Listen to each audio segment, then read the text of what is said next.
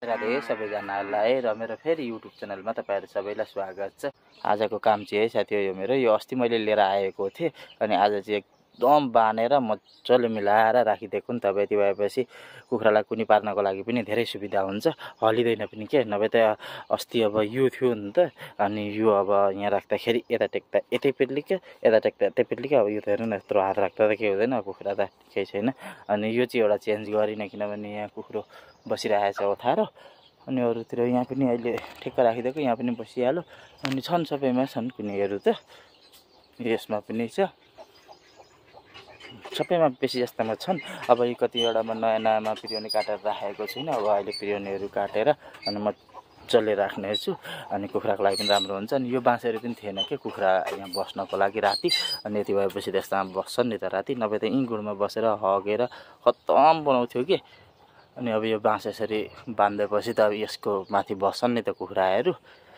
अनि अब भरे बिर्यानी काटेर राखेपछि पनि म तपाईँहरूलाई देखाउने। बिर्यानी काट्न पनि हामी चाहिँ आइसकेका छौँ र यहाँ श्रीमतीले चाहिँ काट्दैछन्, ओह्रालो छ नि त।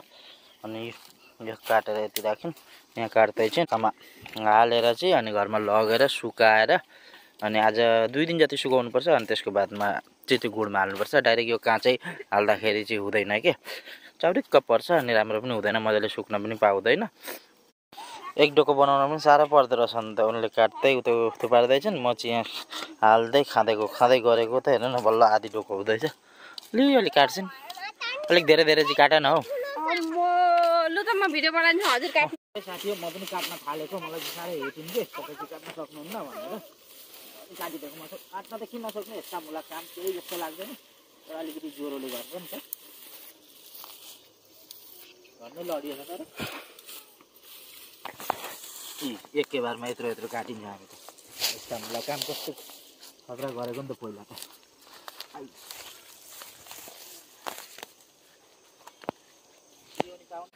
अनि यहाँ चाहिँ अब यसरी सुकाइदिनुपर्छ, डाइरेक्ट हाल्नको लागि हुँदैन काँचोमा। यसरी अब सुकाएपछि अलिक ओइलिन्छ नि त, अनि त्यसको बादमा चाहिँ टोकरीमा हालेर राखिदिनु पर्छ। म चाहिँ यहाँ सुकाइदिन आँटेको, यति एक डोको ल्याइयो, एक डोको ल्याउनुपर्छ, पुग्छ होला। यसरी फिजाइदियो, भोलिसम्म त ओइलाउँछ। अनि त्यहाँबाट ओइलाएपछि ठिक्क राखिदिनुपर्छ। अनि राम्रो के यो बिर्यानी चाहिँ किन हाल्छन् भने सुलसुलेहरू लाग्दैन के, नभए सुलसुले कुखुरामा लाग्यो भने खत्तम बनाउँछ नि त। सुलसुलेले सब कुखुराहरू सब मर्छन्। अनि यो चाहिँ सुलसुलेको मेन दबाई हो के बिर्यानी चाहिँ। कसै अरूले त बस्दा पराल सराल राख्छन्, ती सबमा चाहिँ सुलसुले लाग्ने धेरै चान्स हुन्छ। अब यो सुकेपछि चाहिँ भोलि चाहिँ यसलाई हालेर राखिदिन्छु। अरू एक डोको ल्याएर पनि यहाँनिर फिजाइदिएको छु। यति भएपछि चाहिँ मलाई चाहिँ पुग्छ अब। अनि यो चाहिँ भोलि ओइलाएपछि मजाले, अनि भोलि चाहिँ म राखिदिनेछु। ल साथी हो, आजको लागि यति नै। फेरि अर्को नेक्स्ट भिडियोमा भेटौँला। भिडियो कस्तो लाग्यो भन्नु होला र सपोर्ट गर्नु होला। धन्यवाद।